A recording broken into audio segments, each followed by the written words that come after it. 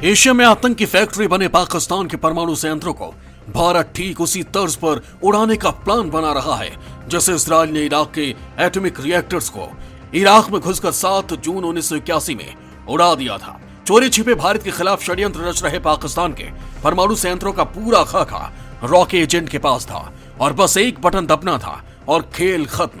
आज के इस वीडियो में आप जानेंगे कि आखिर कैसे इजराइल अपने दुश्मन को उसके घर में घुसकर मिटा डालता है।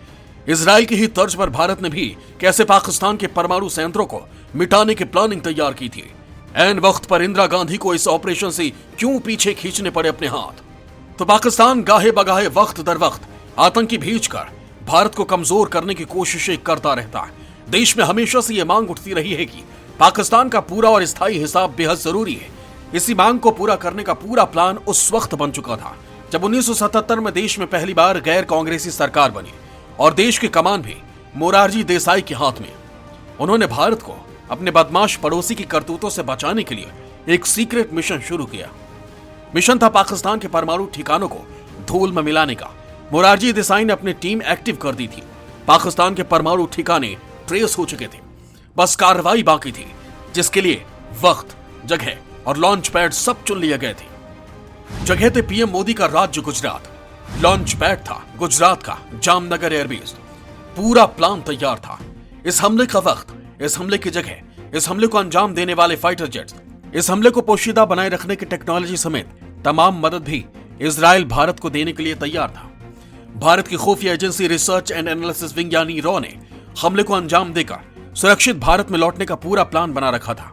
लेकिन ऐन वक्त पर इंदिरा गांधी ने अपने हाथ पीछे खींच लिए। ऐसा क्यों किया इंदिरा गांधी ने, यह भी आपको बताएंगे। लेकिन इससे पहले आप ये जान लीजिए कि कैसे इजराइल के फाइटर जेट्स ईरान में घुसे, उसके परमाणु संयंत्रों पर बमबारी की, उन्हें तहस नहस किया और ईरान को खबर लगती इससे पहले ही खेल खत्म और इजरायली फाइटर जेट्स सुरक्षित अपने देश में। इजराइल ने इराक को घुस कर मारा। ये वो दौर था जब मिडिल ईस्ट की सभी मुस्लिम कंट्रीज को इजराइल ने अकेले घुटनों पर ला दिया था। एक के बाद एक 5 युद्धों में इजराइल ने मिस्र, जॉर्डन, फलस्तीन और सीरिया की समृद्ध शक्ति को अपने पराक्रम से रौंद डाला था। इसी बीच इराक चोरी छिपे फ्रांस की मदद से अपने यहाँ एटॉमिक बम बनाने की कोशिश कर रहा था ताकि जरूरत पड़ने पर वो इजराइल के खिलाफ परमाणु बम से हमला कर सके। इजराइल को इस बात की भनक लग चुकी थी। मोसाद अपने वतन को महफूज रखने की कसम ले चुका था। तभी वो तारीख आई। तारीख 7 जून 1981। जगह इराक, टारगेट निर्माणाधीन परमाणु संयंत्र। मोसाद की निगरानी में इस प्लान का पूरा खाका तैयार हो चुका था। इजराइल के एयरफोर्स को दुश्मन देश सीरिया और ईरान को पार करते हुए इराक पहुंचना था, वहां पर बमबारी करनी थी और वापस लौट आना था। यह मिशन जितना आसान दिख रहा था उतना आसान ये था नहीं, क्योंकि इजराइल के सामने इसे पूरा करने के लिए बहुत सी चुनौतियां थीं। जैसे इजराइल नहीं चाहता था कि उसकी कार्रवाई की भनक किसी को लगे, लिहाजा वो अपने देश का लॉन्च पैड इस्तेमाल नहीं करना चाहता था। इसके लिए चुना गया मिस्र के रेगिस्तान में बना सिनाई एयरपोर्ट, जो उस वक्त इजराइल के कब्जे में था। सिनाई एयरपोर्ट इराक से 6000 किलोमीटर से ज्यादा दूर था। आने जाने में 12000 किलोमीटर से ज्यादा बिना रिफ्यूलिंग कैसे तय होता। इराक तक पहुंचने में 3 देशों की सीमाएं लांघना, वो भी बिना किसी को भनक लगने दिए, लगभग नामुमकिन था। इजराइल के सामने ऐसी ही चुनौतियां उस वक्त भी सामने आई थी जब 1976 में उसका यात्री विमान हाईजैक कर लिया गया था। लेकिन इजराइल इस बार भी तैयार था मिशन फतेह करने के लिए।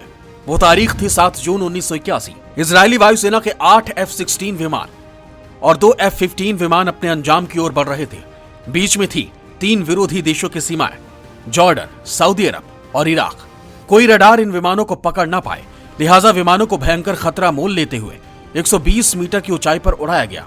मिस्र के सिनाई एयरपोर्ट से ये फाइटर जेट्स इराक के ओसिरक में दाखिल हुए। तब इनकी ऊंचाई थी जमीन से महज 30 मीटर, ताकि इराक के सभी रडार्स की आंखों में रेत झोंकी जा सके।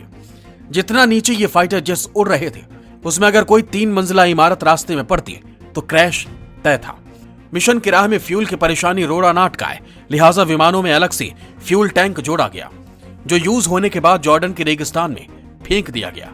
शाम के 5:30 बजे इन विमानों ने टारगेट यानी इराक के परमाणु रिएक्टर से 20 किलोमीटर दूर से उड़ान भरी और 2130 मीटर ऊंचाई पर पहुंचकर 1110 किलोमीटर प्रति घंटे की रफ्तार से रिएक्टर पर दनादन 16 बमों की बौछार कर दी।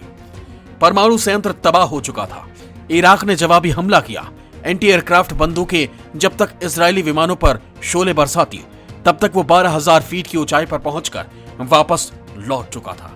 कोई भी इराकी विमान इजरायली विमानों का पीछा नहीं कर सका।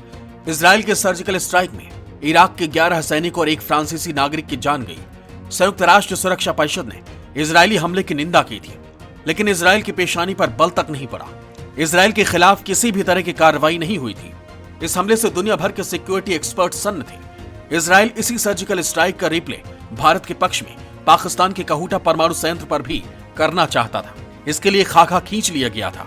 जिस एयरबेस से यह सर्जिकल स्ट्राइक होती वो था गुजरात का जामनगर एयरबेस, क्योंकि खाड़ी देशों से भारत में एंट्री के लिए यही एयरबेस एंट्री गेट का काम करता है। पाकिस्तान के एटॉमिक रिएक्टर्स को निशाना बनाने की प्लानिंग का जिक्र deception Pakistan, the United States and the global nuclear conspiracy नाम की बुक में मिलता है। पत्रकार एड्रियन लेवी और कैथरीन स्कॉट क्लार्क ने दावा किया था कि भारत ने जगुआर विमानों की मदद से पाकिस्तान के कहूटा परमाणु रिएक्टर पर हमला करने की योजना बनाई थी। इसके लिए फरवरी 1983 में भारत के टॉप मिलिट्री ऑफिसर्स ने इजरायल का सीक्रेट दौरा किया था। उन्होंने कहूटा संयंत्र की सुरक्षा व्यवस्था के बारे में पता लगा सकने वाले जासूसी उपकरणों की जानकारी ली थी। इजरायल ने भारत को पाकिस्तान के F-16 लड़ाकू विमानों के बारे में तकनीकी जानकारी दी थी। इसके बदले में भारत ने इजरायल को MiG-23 विमान के बारे में तकनीकी जानकारी दी। इजरायल को इस सोवियत विमानों के बारे में जानकारी की इसलिए जरूरत थी क्योंकि पड़ोस के अरब देशों के पास यही विमान मौजूद थे। प्लान के मुताबिक 6 F-16 लड़ाकू विमान और 6 F-15 विमान इजरायल के हाइफा से उड़ाते। ये फाइटर जेट्स दक्षिण अरब सागर के रास्ते से जामनगर में लैंड करते। जामनगर में इसके पायलट और सदस्य आराम करते और जरूरी बदलाव करते। इसी दौरान इजरायली वायुसेना का कार्गो विमान C-17 जम्मू कश्मीर के उधमपुर हवाई अड्डे पर विस्फोटकों और अन्य उपकरणों के साथ लैंड करता। F-16 विमान को जामनगर से उड़कर हवा में ही ईंधन भरवाते हुए उधमपुर पहुंचना था और आसमान से आग बरसाने के लिए इजरायल के फाइटर जेट्स का बेड़ा पाकिस्तान में एंट्री करता उधमपुर से। यह ऐसा इलाका है जहां ऊंचे ऊंचे पहाड़ हैं, जिसके कारण पाकिस्तानी रडार फाइटर जेट्स को पकड़ने में गच्चा खा जाते। और जब ये विमान पर्वतीय इलाके से खुले में आते, तब 2 F-16 विमान कहूटा परमाणु संयंत्र पर बम गिराते। भारत के दुश्मन के एटॉमिक नब्ज काटने के लिए भी प्लानिंग मोसाद ने ही बनाई थी। इस बात का भी ख्याल रखा गया था कि अगर पाकिस्तान जवाबी हमला करे तो हवा में मंडरा रहे दूसरे F-15 विमान पाकिस्तान को छठी का दूध याद दिला दे और हमले के बाद F-16 विमान पश्चिम की ओर बढ़ते हुए पाकिस्तान की वायु सीमा से बाहर निकल जाते। कम ऊंचाई पर उड़ान भरते हुए वो दक्षिण की ओर जाते और पहाड़ों में उड़ते हुए अपने ठिकाने पर उतर जाते। यह हमला इतने पलक झपकते होना प्लान किया गया था कि इजरायली विमानों का पहाड़ों में पाकिस्तानी विमान पीछा कर ही नहीं पाते।